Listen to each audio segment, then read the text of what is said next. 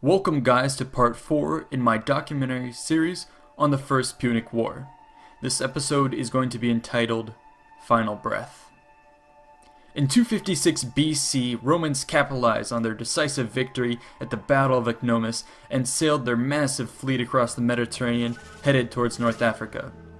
The two consuls, Lucius Manlius Vulso and Marcus Attalus Regulus, led the full-scale invasion to Cape Bon and landed near the city of Aspis. Ships were drawn onto the beach while a ditch and rampart were erected to defend them. The invasion force struck out at the nearby garrison at Aspis, besieging and soon capturing that lightly defended town. Romans were now unopposed and loose on enemy soil. They quickly caused chaos by raiding the surroundings, gathering cattle, and collecting over 20,000 slaves and deserters. Rome then sent orders commanding one of the consuls to return to Italy with the fleet and captured loot. Vulso returned with most of the ships and plunder in tow, but left a small group of around 40 ships to support the force in Africa. Regulus had stayed behind with the legions and had an army of 15,000 infantry and 500 cavalry at his disposal. The proportion of mounted to foot troops was extremely low, given the complexity of transporting large numbers of horses overseas. Those that did make it were severely malnourished and had trouble in battles. This would prove to be a relatively decisive factor in the engagements that would follow. Meanwhile, the Carthaginians were scrambling to respond to the imminent danger. They decided not to directly oppose the Roman landing due to the recent devastating blows suffered by the fleet. Instead, the Punic High Command looked to the immediate defense of the city of Carthage itself. Two new generals were elected, Hasdrubal, son of Hanno, and Bostar. Additionally, Hamilcar was recalled from his command in Sicily, along with 5,000 soldiers and 500 horsemen. Historical details are sparse, but it is generally assumed that the three generals helped join command and rallied a force of comparative size to the Romans, but bolstered it with more cavalry and elephants. In late 216 BC, Regulus pushed out and began to besiege the town of Attis. The Carthaginians set forth to relieve the city and entrenched themselves atop a hill near the Roman camp. This Punic force stationed itself to overlook the Roman siege works and threaten the position. However, they refused to advance further, erring on the side of caution. It's at this point, however, that the Romans spotted an opportunity. They reasoned that the broken ground on which the Carthaginians were stationed would actually be an impediment to their own cavalry and elephants. In a bold move, Regulus decided to assault the hilltop position. Polybius seems to indicate that the Romans attacked at dawn, most likely following a concealed nighttime approach. Two Roman columns approached from opposite directions. In their way stood a group of mercenaries who had hastily assembled once the alarm was raised. These Punic forces were able to drive back the first legions, but were themselves attacked from the rear by the second Roman force and routed. The collapse of this guard force triggered a panic within the camp and led to its rushed evacuation. The bold attack was an incredible success, although most of the Carthaginian cavalry and elephants managed to escape unscathed. It should be noted, however, that the assault could have easily resulted in disaster had the attack been properly scouted and effective defense mounted. In any case, the Romans capitalized on their good fortunes and proceeded to seize the nearby city of Tunis. From this point, Regulus was able to continue his ravaging of the surrounding territory. Panic now gripped the city of Carthage. Their fleet had been sunk, their defensive army destroyed, and now the Numidian kingdoms were rising up in revolt to the south. To make matters worse, refugees from the countryside now streamed to the city of Carthage, swelling the population dramatically and straining the food supplies. Regulus was now in a strong position, but ironically he feared Rome the most at this point.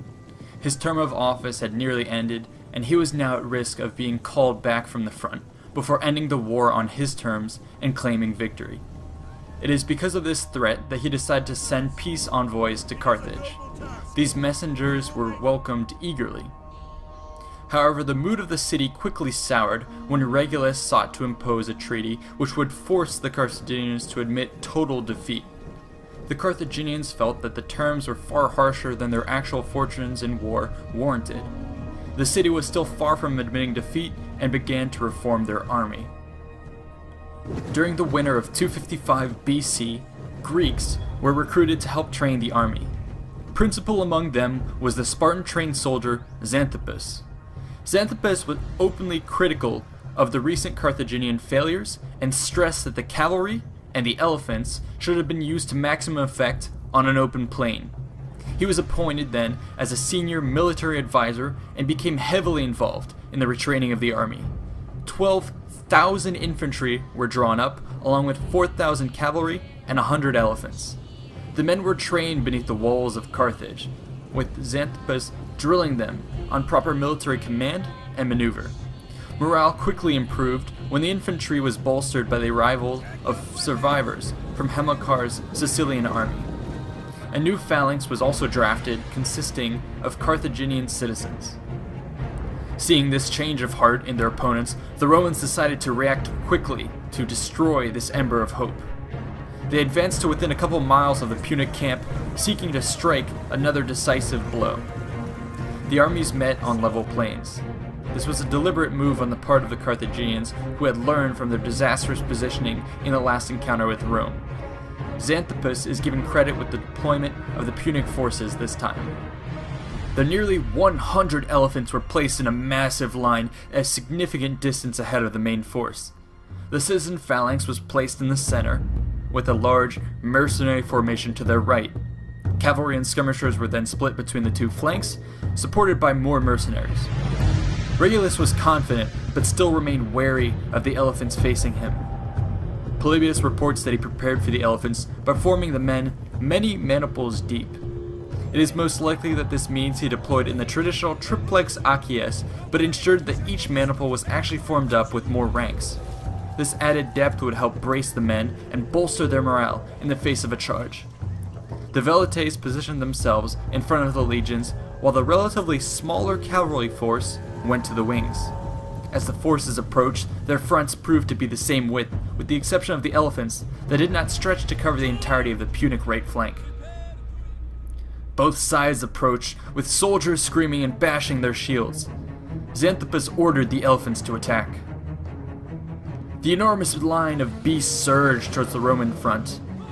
Velites did their best to hold them back, but were unable to keep the wave from crashing on the infantry line. Elephants continued to deal casualties and disorder in the Roman ranks, but failed to shatter the deeper formations.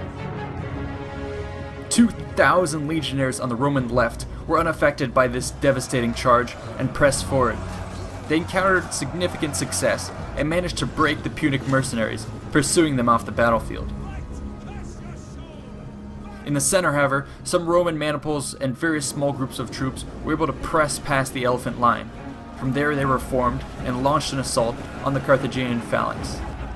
The Punic infantry were more rested and numerous than the Romans and easily beat them back. At the same time, the Roman cavalry, who were outnumbered 4-1, cracked. Their retreat exposed the sides of the Roman infantry. Carthaginian cavalry now struck on both flanks as elephants continued to trample men from the front. The attacks from both sides forced the maniples to divert their attention from the front and led to a general collapse of the Roman line.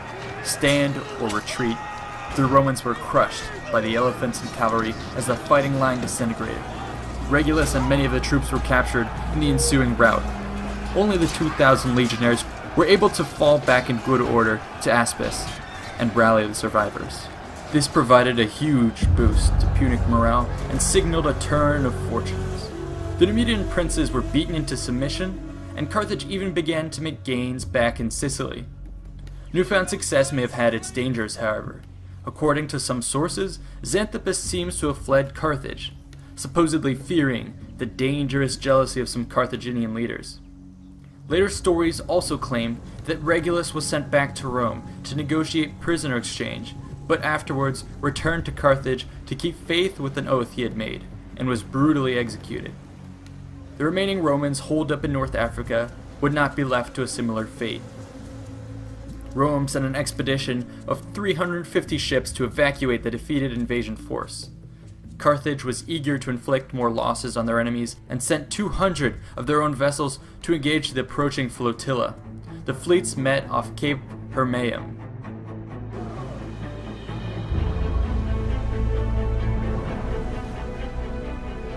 It seems that the scales of battle were tipped when the besieged legions in Africa sallied forth with 40 of their ships. In the ensuing battle, the Punic fleet was taken from both sides and forced to retreat. The African legions were now saved and successfully convoyed back to Sicily. Once in friendly territory, the Roman forces recuperated. They decided to recover some of the lost prestige following the African campaign and embarked on a display of force. This was achieved by sailing the fleet along southern Sicily in sight of the remaining Carthaginian cities with hopes of overawing them. These hopes were dashed with the appearance of a vicious storm in 255 BC. Romans were still inexperienced sailors and found themselves completely exposed when the tempest struck. In the dark fury, hundreds of ships snapped in half and sunk beneath the waves. Of the 364 vessels which had proudly sailed the day before, only 80 survived. Countless men died in the cold embrace of the deep. Carthage was quick to capitalize on the second major Roman tragedy in recent months. Territorial grabs were made in Sicily, and a force with 140 elephants was landed on the island. The sight of these large, massive animals scared the Roman troops who had heard horror stories from the disaster in Africa. Agrigentum was successfully taken back by the Carthaginians and burned to deny its use by the Romans before this attack force fell back. To the amazement of Carthage, Rome bounced back with alarming speed. If our sources are to be believed, in 254 BC, the Roman fleet was revived when 220 ships were built in a mere 3 months. This Herculean effort allowed Rome to retake the offensive. The new fleet regrouped at Messana with the remains of the old fleet and set sail for Panormus. Legions followed up the attack of the city by land. The walls were breached nearest the sea, and the city fell. Another assault was also launched at the heart of Punic power at Lilybaeum, though the offensive failed. The Roman fleet gained more success by crossing the Mediterranean to Africa. They conducted extensive raiding missions and captured huge hordes of plunder. In 253 BC, the fleet withdrew around the western tip of Sicily and made for a return voyage to Italy. A storm struck again, this time near Cape Palinurus in Italy. Almost 150 ships were lost. This once again dealt a devastating blow to Rome's campaigns at sea. The legions, however, remained largely undeterred and would seize Thermae and Lipara in the following year. In 251 BC, a protracted battle developed over Kephiladon, which is finally taken in 251 BC by the Romans. Hasdrubal planned a counteroffensive. In 250 BC, he left Lilybaeum with a large force intent on retaking Panormus. The Roman commander, Lucius Metellus, lured Hasdrubal into a false sense of security by feigning a reluctance to fight. The Romans deployed a screen of velites and picked maniples to harass the enemy as it crossed a river while advancing towards the city. This bait force was steadily fed reinforcements from Panormus and ordered to slowly pull back towards trenches that had been dug at the base of the city's walls.